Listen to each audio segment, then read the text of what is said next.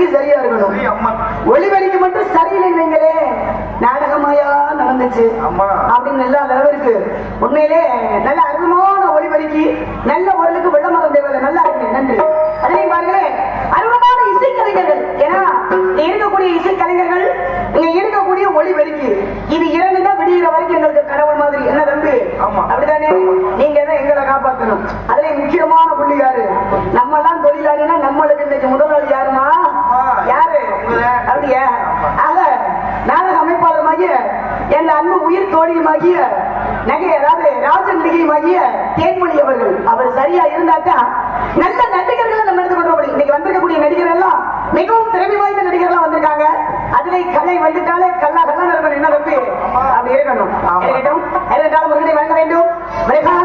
ஓங்கார பொருளின் உட்பொருளை விளங்கி ரேங்கார துணியுடன் ஈஸ்வராரின் ஒரு செய்தியில் முழங்கி ஆங்காரம் இல்லாத அடியவர் கருகுறும் நெல்வனங்க மண்டவா மரகா ஆறு முகமும் 12 கையும் வேலும் உடைந்த மெய்யும் ஜெபமெல்லாம் பிடித்த சுப்பிரமணியம் கார்த்திகேயா சரவணபவனி சண்முகநாதனி வேதிமலைக்கு அருகே உள்ள சென்றோருக்கு தலைவரான நம்பிக்கை மகளாய் பிறப்பெடுக்க வைத்தால் வெள்ளி உராயம் கடந்து பல தெல்லு தமிழ் மொழியை பல வல்லிடம் கற்று கல்விக்கூடம் கடந்து பேதை பெருமை என்னும் பெரு பருவங்களையும் தாண்டி மங்கை பிரவேதனான் வருகிறது திருவள்ளால் எவ்வித குறையுமின்றி வாழ்ந்து வருகின்றேன். அதுபோன்று எவ்வித குறையுமின்றி நான் வாழ, மொழி வாழ, இனம் வாழ, என் நாட்டு மக்களும் நலமாய் வாழ வளமான அறுவடைகளை முருகா எல்லோரும் காப்பாற்றுவாங்க.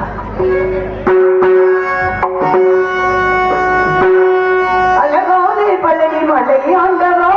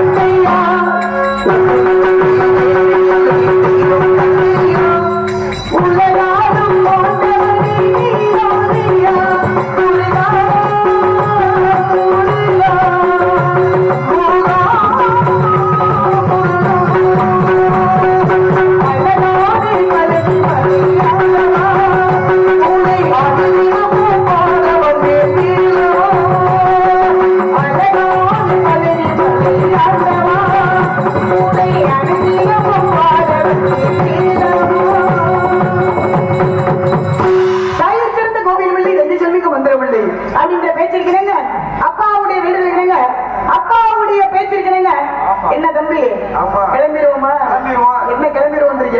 இப்பவே போயிட்டோம்னா ஊர்ல ஒத்த பைசா வாங்க முடியாது. ஆனா போக வேண்டிய இடத்துக்கு சரியா போய்த்தானே வேணும். அப்ப எங்க போச்சிருக்கிறாரு? திரை காட்டுக்கு செல்ல வேண்டும், திரை காவலுக்கு செல்ல வேண்டும், நெண்டவனத்துக்கு போக வேண்டும். ஆடலும் சோ ஆடலும் சோ ஆடலும் சோ அடி சோ சோ சோனு கையில் கவனை கொண்டு முருகனுடைய ஓம் என்ற வருடம் உச்சரித்து மாறி வரும் வரவேறி காலத்தால் அவர்கிட்ட சொல்லிட்டாங்க. என்ன காரணம்? வேடுவ குல வழக்கம், வேடுவ குல சம்பிரதாயம். ஆண்கள் வேட்டையாடு பருவம் அடைந்து பெண்கள் திணைக்காமல் முடிய வேண்டும். பாருங்களே, அது ஒரு பக்கம் இருந்துட்டாலும் அப்பாவுக்கு 7 ஆண் குழந்தையாம். ஆக 7 ஆம்பளை பிள்ளை இருந்தும் ஒரு பொம்பளை பிள்ளைகளும் அப்பா முருகனை வேண்டிக்கிட்டாரா. முருகா முருகா முருகா முருகானு முருகனை அனுதினமும் வேண்டிக் கொண்டு வெற்றிலே முருகனுக்கு, இரவேல் முருகனுக்கு, சக்திவேல் முருகனுக்கு அப்படி அரோகர அரோகர என்றாலே 1000 பாவங்கள் தீருமா. ஆக நாமெல்லாம் புண்ணியத்தை செய்றோம்னு என்னுடைய நம்பியாகப்பட்டவர், நம்பி மன்னன், நம்பி நாயகன், நம்பி தலைவனாகப்பட்டவர் முருகனை அனுதினமும் வேண்டிக் கொண்ட காரணத்தினால அப்பாவுக்கு பொம்பளை பிள்ளையா கிடைச்சிருக்கேன். ஆக பெண் குழந்தை இல்லாத காரணத்தினால, பெண் குழந்தை கிடைத்த காரணத்தினால என்னுடைய பிள்ளை வள்ளி மங்கை பருவம் அடித்தவுடன் தன்னை காவலுக்கு செல்ல வேண்டும். அது நேற்றுகளின் காரணமாக, வேண்டுதல் காரணமாக காவல் புரிய சொல்லியிருக்காரு. வந்தோடனே காவல் பார்த்தா நல்லாவா இருக்கும்? என்னங்க தம்பி, கொஞ்சம் ஆடி பாடி சந்தோஷமா இருக்கணும். நிறைய ஆடி பாடி தான் நல்லாவா இருக்கும். ஆமா, காவல் பார்க்கணுங்க. காவல் பார்ப்பதற்கு முன்பதாக சற்று காதல் பார்க்கணும்ல. இந்த வயதுல வராத காதல் எந்த வயதுல வரப்போகுது?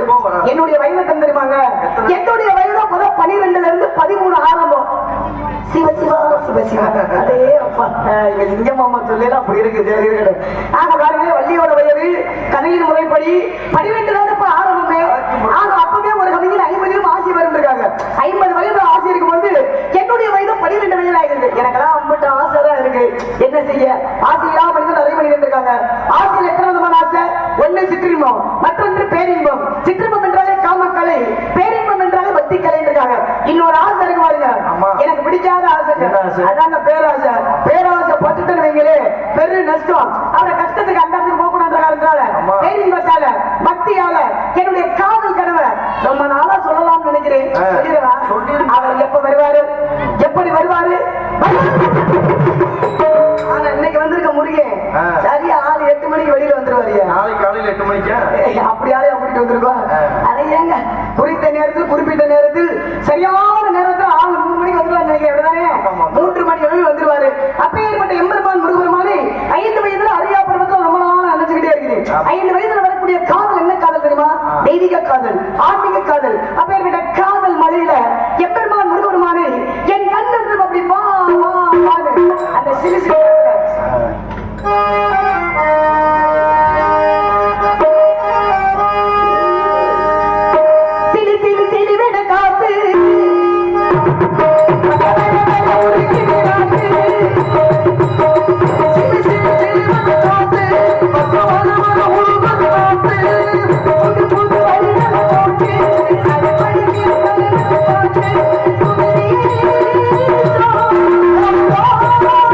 Oh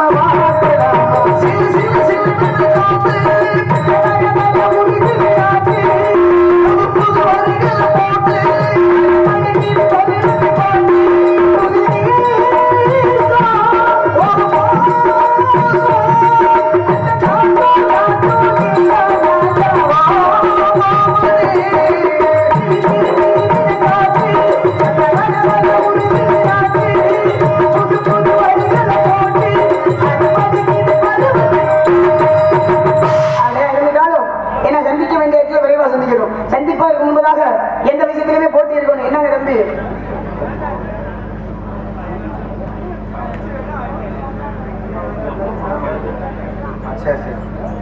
இங்கு பாதுகாப்புக்காக வந்திருக்கும் உயர்திரு காவல்துறை அதிகாரிகள் வந்து கிராமத்தை சொல்றாங்க, நன்றி தெரிவிக்க சொல்றாங்க. காவல்துறை அதிகாரிகளுக்கு நன்றி நன்றி நன்றி வணக்கம். எந்த விஷயத்திலையும் போட்டி இருக்கணும். போட்டி இருந்தாட்ட ஒரு மனிதனாகப்பட்டவன் வாழ்க்கையில முன்னேற்ற முடிய முடியும். என்ன தம்பி? ஆமா. போட்டினா யார் யாருக்கு போட்டி? உங்களுக்கு எனக்கு போட்டியா? கிடையாது கிடையாது. ஆமா, உங்களுக்கு எனக்கு போட்டியே கிடையாது. போட்டி ஓடுறதுக்குன்னே கூடவே ஆளை கூட்டிட்டு வந்துடும். யாரு பார்த்த பையன்? செம்மணிப்பட்டி ஜெயபார்த்தி. செம்மணிப்பட்டியா? சேட்ட ஜெயபார்த்தி. ஆக செம்மணிப்பட்டி சேட்ட ஜெயபார்த்தி ஞாபகம் பரிசு நல்லா பேசுவாரா? சேட்டையாமல திமுறாமல அடிச்ச திமுற உடம்பெல்லாம் மஞ்ச பொடுப்பாமல மஞ்ச பொடுப்புல வெறும் சந்தனத்தை வெளியில வரட்டு எதா இருந்தாலும் நீ கரைச்சிரு. ஆக வந்துடக்கூடிய நார்கள் செம்மணிப்பட்டி சேட்ட ஜெயபாரதி பண்ணா வள்ளி கரை அரிசியா என்னப்பா? நாரத மகாமுனிவர் ஜெயபாரதி என்ன திறமை இருக்கு? வள்ளி கரை அரிசி கண்ணியா திறமை இருக்கு. கனகம் உண்டு, கனகம் உண்டு, நிச்சயம் கனகம் உண்டு. ஆமா, இந்த கூட்டம் இருப்பீங்கல்லப்பா, இருப்பீங்களா? எந்திரிச்சு போயிருவீங்களா? யாரும் எந்திரிச்சு போயிடக்கூடாது. நீங்க கிளம்பிட்டீங்கன்னா நாங்களும் கிளம்பிடுவோம். சரிங்களா? ஆமா, இருக்கட்டும். இருந்தாலும் வந்திருக்கக்கூடிய நாமரா வள்ளியானு பனிமா மையமா லகிமா ஹரிமா பிராப்தி பிரகாமி ஈசித்து வசித்து என்று சொல்லக்கூடிய அஷ்டமாசத்துக்களை கட்டினவர் யாரும் நாரத மகாமுனிவர். கீழே 14 லோகத்துக்கு பெற்றக்கூடியவர், முக்காலத்தை உணரக்கூடியவர். வள்ளி என்ன பேசிக்கிட்டு இருக்கீங்க, என்ன பாடிக்கிட்டீங்கன்னு அந்த திமுரு பிடிச்ச நாரதர் சேட்ட ஜெயபார்த்தி செம்மணிப்பட்டி சரியால கேட்டுக்கிட்டே இருப்பாரு. வெளியில வரட்டும். நான் சந்திப்பதற்கு முன்பதாக இங்க யூடியூப் சேனல் வீடியோ கவரேஜ் எடுத்துக்கொண்டிருக்கும் கிராமத்து மேடையா அண்ணன் அவர்கள், கிராமத்து மேடை அண்ணன் அவர்களுக்கு எனது சரவணிகள் கலை குடும்பத்தினர் சொல்ல நன்றி நன்றி நன்றி நன்றி. வணக்கம். அடுத்த காலம் அந்த நாவலை சந்திப்பதற்கு முன்பதாக, ஏன்னா நம்ம வந்தோம் அப்படின்னா ஒரு நல்ல விஷயத்தை மக்கள்கிட்ட போய் சேர்க்கணும். சூப்பரு உட்காரு உட்காரு. சரி சரி, ஓகே பாஸ். பேசாம உட்காரு, நாடகத்துக்கு எடுத்துருவோம். சரிங்க சரி, நல்லா பேசுங்க. பேசாம உட்காருங்க. சரி சரி, பழகிட்டார பாவம், விட முடியலை. இருக்கட்டும். சரி, இந்த காலம் யாரெல்லாம் வள்ளிதான். ஏன்னா இங்க இருக்கக்கூடிய சாமி என்ன சாமிப்பா? வெள்ள விநாயகரா, வெள்ள பிள்ளையார்ன்றதுக்கு ஒரு பேரே இருக்கு. ஆமா, ஏன்னா தேவர்களும் அசுரர்களும் தேவாமிரதுக்காக பாறுகடலை கரையும் பொழுது முதலில் கிடைத்தது என்னன்னா கடல் நுரை கிடைத்தது. அப்பேற்பட்ட கடல் நுரை எந்த நிறமா இருக்கும்? கடல் நுரையாகப்பட்டது வெள்ளை நிறமா இருக்கும். இந்த வெள்ளையான அந்த கடல் நுரை எடுத்து அன்னைக்கு இந்திரனாகப்பட்டவர் பிள்ளையாரா பிடித்து வணங்கின காரணத்தால வெள்ள பிள்ளையார்னு ஒரு பெயர் உண்டு. ஆக வெள்ள விநாயகர் பாருங்களே, சித்தி புத்தி விநாயகரே, சிங்கார கணபதியை புத்தி தரும் மூலவனே, மூசிக வாகனனே, முருகனுக்கு மூத்தவனே, முக்கடன் பெற்றவனே, கருணை கை கொடுக்கும் கணவதியே காப்பாயாக. யாரை வணங்க வேண்டும்? பிள்ளை யாரை வணங்க வேண்டும் இருக்காங்க. அப்படி இருந்த காலம், ஏன்னா இங்க இருக்கக்கூடிய சாமி பிள்ளையார் இருந்த காலம் விநாயகரை வணங்குறோம். விநாயகரை வணங்குற போது எப்படி வணங்குவோம்? எல்லா தெய்வத்தையும் வணங்கும் பொழுது ஒவ்வொரு கும்பிடு இருக்கு, பலவிதமான கும்பிடு இருக்கு. ஒரு தெய்வத்தை வணங்குகின்ற பொழுது ஒரு தாயை எப்படி வணங்க வேண்டும், ஒரு தந்தையை எப்படி வணங்க வேண்டும், ஒரு குருநாதரை எப்படி வணங்க வேண்டும், நம்மளை படைத்த இறைவன் கடவுளை எப்படி வணங்க வேண்டும் ஒரு காரணம் இருக்கு. ஒரு தாயை வணங்க வேண்டும் அப்படின்னா 10 மாதம் இந்த கருவறையில சுமந்து பெற்றிருக்கக்கூடிய தாயை அப்படி வயிற்றுக்கு நேரம் வச்சு வணங்க வேண்டும். ஒரு தந்தையை வணங்க வேண்டும் அப்படின்னா, அதாவது தாய் மனதில் இடம் பிடித்த தந்தையை இப்படி நெஞ்சுக்கு நேரம் வச்சு வணங்கணும் ஒரு வணக்கம் இருக்கு. அதே சமயத்துல நம்மளுக்கு கல்வி கற்றுக் கொடுக்கிற அந்த குருநாதர் ஆசானை வணங்குகின்ற பொழுது இந்த நாவார சொல்லிக் கொடுக்கக்கூடிய ஆசானை வணங்குகின்ற பொழுது இந்த நாவிற்கு நேரம் இப்படி வணங்கணும். அதே போல நம்மளை படைத்த இறைவன் கடவுளை வணங்கும் பொழுது விநாயக பெருமானே அப்படின்னு 2 கரங்களை எடுத்து மேல் நோக்கி வணங்குறோம். ஆனா எல்லா தெய்வத்தையும் 2 கரங்களை எடுத்து மேல் நோக்கி வணங்குறோம். ஆனா இங்க இருக்கக்கூடிய விநாயக பெருமானை எப்படி வணங்குறோம்? தோப்பு கரணம் போட்டு வணங்குறோம். தோப்பு கரணம் போடுறோமா? ஏன் தோப்பு கரணம் போடுறோம்? நீங்களே சொல்லுங்க. நீங்களே சொல்லுங்க. நல்லா இருக்கு. சரி, நாங்க சொல்றது தானே வந்திருக்கோம். என்ன தம்பி? ஆக விநாயக பெருமானை வணங்குகின்ற போது தோற்பி கரணம், அதுக்கு பேரு தோற்பி கரணம். அது மறைவி பார்த்தா தோப்பு கரணம். ஏன்னா இப்ப குள்ளமான முடிவர் அப்படின்னா அகத்தியர் ஆகப்பட்டவர், கோபமான முடிவர் தான் துர்வாச முடிவர் விஸ்வாமித்திரனாக, சாந்தமான முடிவர் அப்படின்னா நாரத மகரிஷி. அப்படியே அவர் சாந்தமான ஆளா சலசலப்பான ஆளான்னு வெளியில வந்து வரட்டு பார்த்துக்கிடுவோம். ஆக பாருங்க, இந்த குள்ளமான முடிவர் அகத்தியர் என்ன செய்யறாரு, ஒரு நேரத்துல பொண்ணு நதியை கமண்டத்துல அடைச்சு வச்சிருக்காரு. அப்படி கமண்டல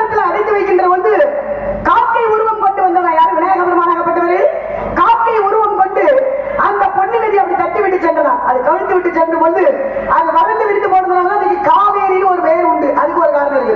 அதே போல அப்பதான் அகத்தியர் பாக்குறாரு, நம்ம கமண்டலத்துல பொன்னி நதி அடைச்சு வச்சுமே இதை யாரு தட்டி விட்டு போனது அப்படின்னு நானும் சுற்றி பார்க்கிறான் அகத்தியர்.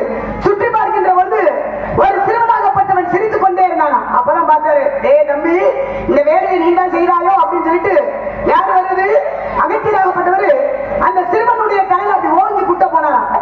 ஓங்கி குட்ட போகின்ற போது அந்த சிறுவனாகப்பட்டவன் விநாயக பெருமான் போலே காட்சி தருகிறார். அப்பதான் பார்த்தார் அகத்தியர், விநாயக பெருமானே, உங்க தலையிலையா நான் குட்ட வந்தேன், நான் செய்தது அவர் நீங்க மன்னித்துக் கொள்ளுங்கள் அப்படின்ட்டு அன்னைக்கு அதாவது அகத்தியராகப்பட்டவர் விநாயக பெருமான் முன்பதாக நின்று என்ன செய்யறாரு, அவர் தலையிலே குட்டி கொண்டு தோற்பு கர்ணம் போட்டாங்களா. ஏன்னா தோற்பு என்றால் காதுகள், கர்ணம் என்றால் கைகள்.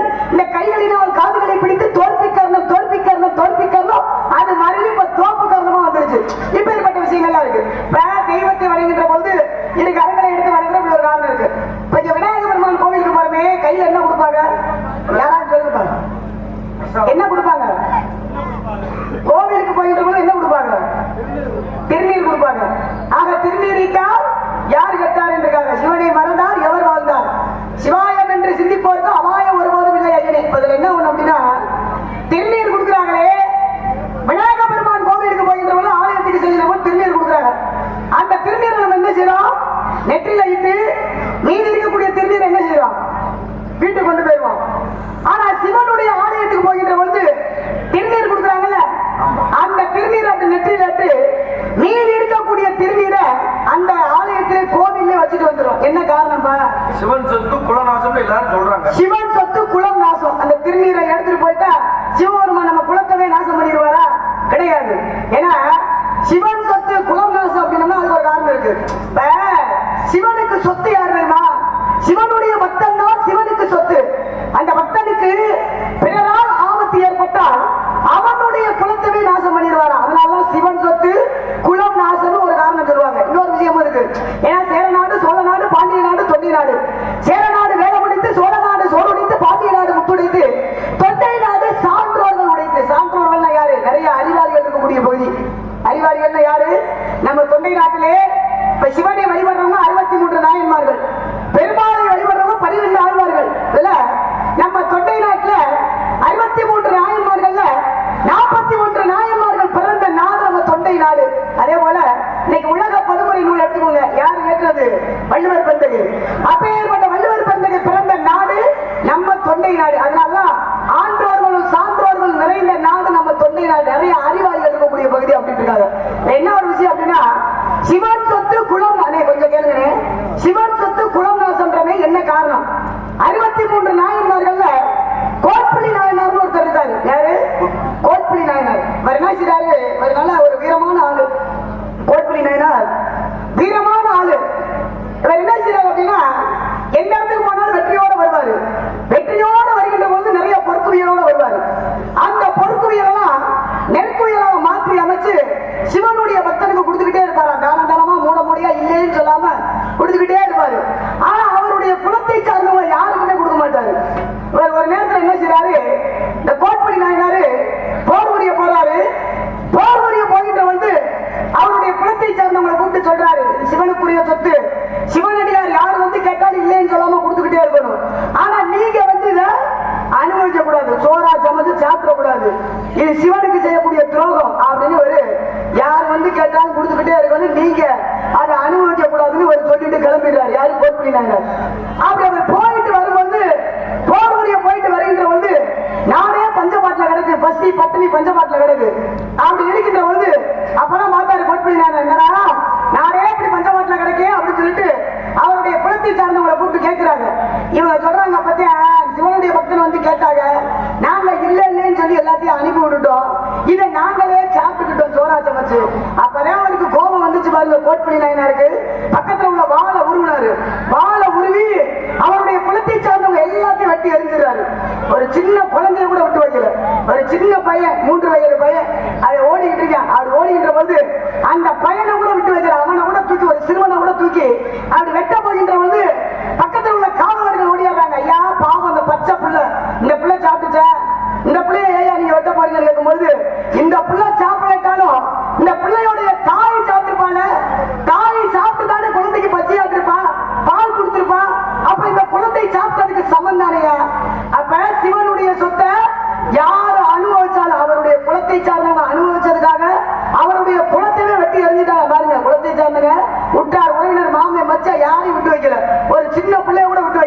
எல்லாத்தையும் வெட்டி எரிஞ்சிடறாரு. அதுக்குதான் சொல்லுவாங்க சிவன் சொத்து குலம் நாசம். இப்படி ஒரு விஷயம் இருக்கு.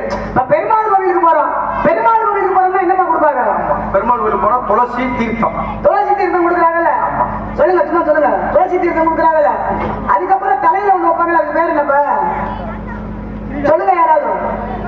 கிரீடமா, மகுடமா, சொல்லுங்க. கிரீடம். அடுத்து ஒரு ஆள் கும்பம். சரி, நல்லா இருக்கு.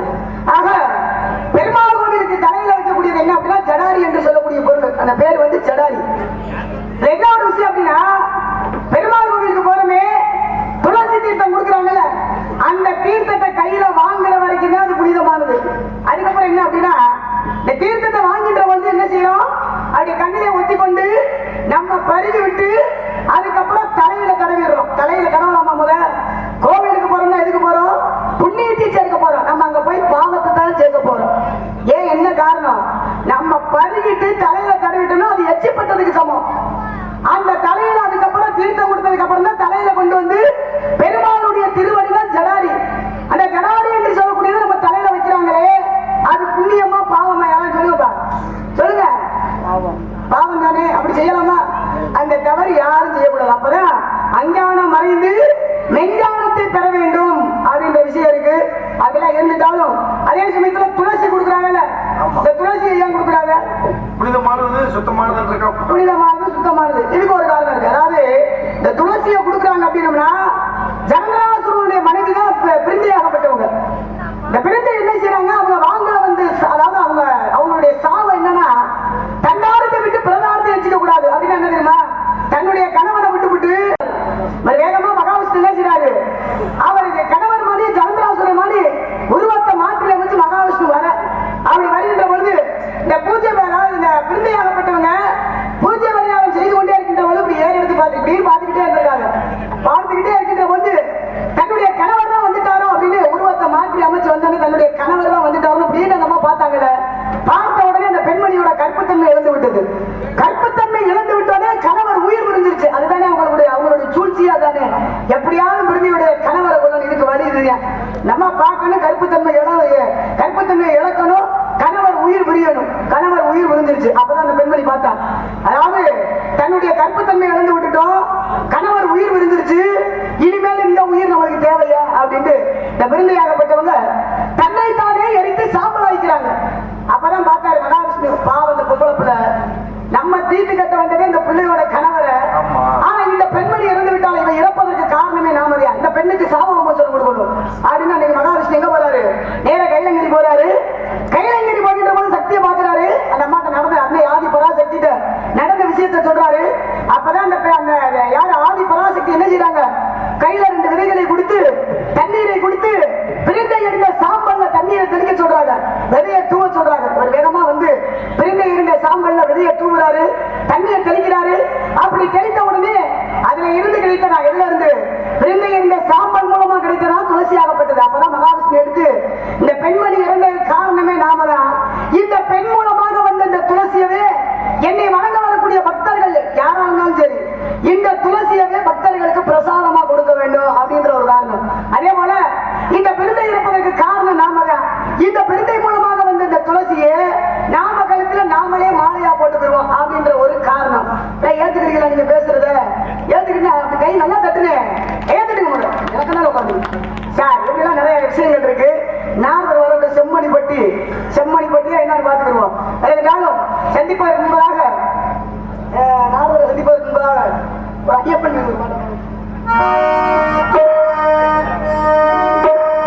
சுவாமி ஐயப்பா, சுவாமி ஐயப்பா, சரணமையப்பா, சுவாமி ஐயப்பா, சரணமையப்பா, சுவாமி ஐயப்பா, சுவாமி ஐயப்பா, சரணமையப்பா, சுவாமி சரணமையப்பா.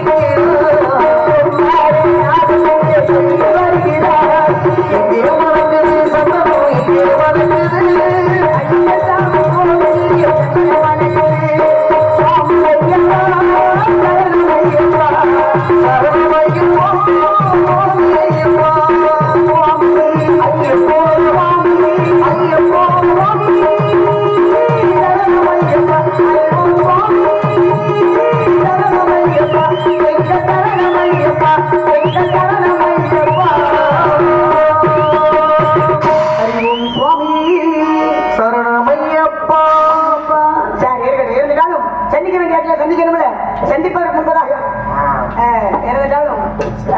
இடமோ யாருக்கு சொந்தமான இடம் எம்பெருமான் முருகன்மானுக்கு சொந்தமான இடம் அப்பேற்பட்ட இடத்துக்கு வரும்போது கொஞ்சம் குழு குழுன்னு எப்படி இருக்கு நல்லா குழு குழு இந்த ஏரியா பக்கம் சொல்லணும் குழு குழுன்னு தான் சொல்லணும்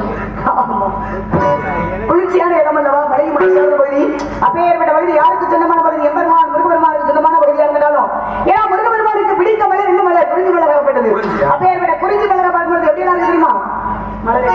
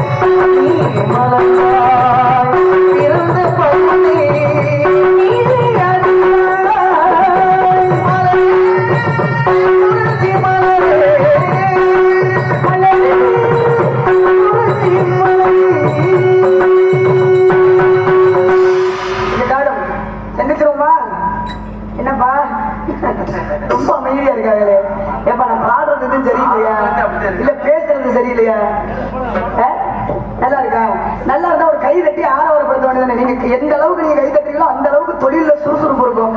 நீங்க எனக்கு நான் உட்காந்துட்டீங்கன்னு வைங்களேன், பாடி முடிச்சோடனே கை தட்டுப்பா. பாடுறத கவனிக்கத்தான் சொல்றேன், பாடமா எடுத்துக்கிட்டு இருக்கேன், பாடுறதான் கவனிக்கிறேன். சரி இருக்கட்டும், இப்படி அமைதியா உட்காராதீங்க. அப்புறம் உள்ள செம்மணி பட்டு வருவாரு, என்ன ஒரு ரியாக்ஷனுமே காணா அப்படின்னு உள்ள ஓடுவாரு, குதிரை ஓட்டி மாதிரி சரின்னு ஓடிட்டே இருப்பாரு. சரி இருக்கட்டும். ஆமா, என்ன செய்ய, உள்ளதை வைத்து நல்லதை செய்வோம் இருக்காங்கல்ல, கடமையை பலனை எதிர்பாராதே இருக்காங்க. நம்ம வந்து அப்படியே போய்கிட்டே இருக்கட்டும். இருந்தாலும் ஏன்னா அதாவது பொதுவாகவே கொடைவள்ளல் அப்படின்னு எடுத்துக்கிட்டா எத்தனையோ பேர் இருக்காங்க. அதுல புரட்சி தலைவர் எம்ஜி ராமச்சந்திரன் சொல்லலாம். அதே போல இன்னைக்கு நிலைமையில எடுத்துக்கிட்டா நம்ம புரட்சி கலைஞர் கேப்டன் விஜயகாந்த், அவர் சின்ன கொடைவள்ளல். நாம தானத்திலே சிறந்த தானம் அன்னதானம், அப்பேற்பட்ட தானம் கொடுத்தவர், இன்னைக்கும் கொடுத்துக்கிட்டே தான் இருக்காரு. அப்பேற்பட்ட கேப்டன் விஜயகாந்த் புகழ்மேல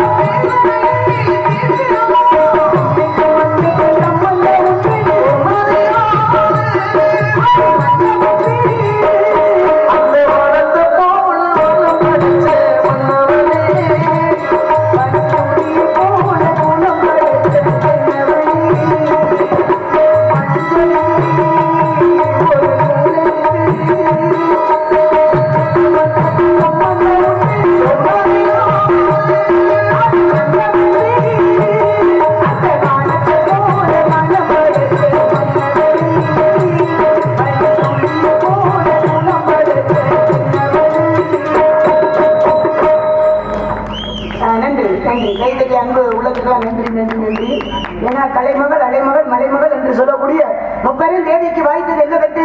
வெண்டட்டு செந்தட்டு பொண்டட்டா இருந்துட்டாலும் தமிழ் என்ற தட்டு திறக்கணும். தமிழ் தட்டை காட்டு மக்கள் மத்தியில் கிடைக்கக்கூடிய கைத்தட்டு என்ற பாராட்டு தான் பெருமை கூடிய தட்டு.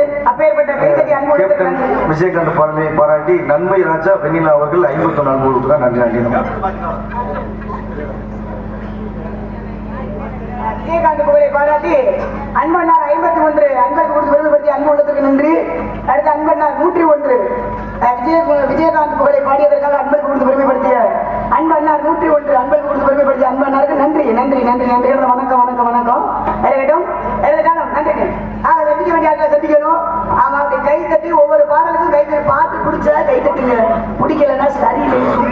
தெய்வம் இருக்கு உட்காராதீங்க. ஆமா உன் மண்டைய உடச்சேருமா. சரி இருக்கட்டும். ஆக அந்த பொம்பளை பிள்ளை சொல்லுவா, நீ வந்ததுல இருந்து கரைச்சல் பண்றீங்க, என்ன சரக்க போட்டுக்கிறீங்க இதை கேட்கிறேன். மிச்சம் இருந்தா சாப்பிட்டு பேசாம படுத்துரு, நாடகத்தை கெடுத்து கூடாது முன்னாடி உட்காந்து. சரி அப்ப சந்திச்சிடலாமா பொம்பளை பிள்ளைய? என்னப்பா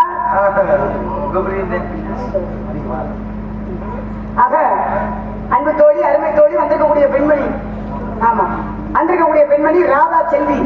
அந்த ராதா செல்வி பெண்மணி வந்தாதான் ரொம்ப சிறப்பாக இருக்கும். என்னம்மா உண்மையிலே எனக்கு பிடித்தமான தோழி யாருன்னா என் அன்பு தோழி, இங்க இருக்கக்கூடிய நாடக அமைப்பாளர் மாதிரி நகைச்சுவை வருது.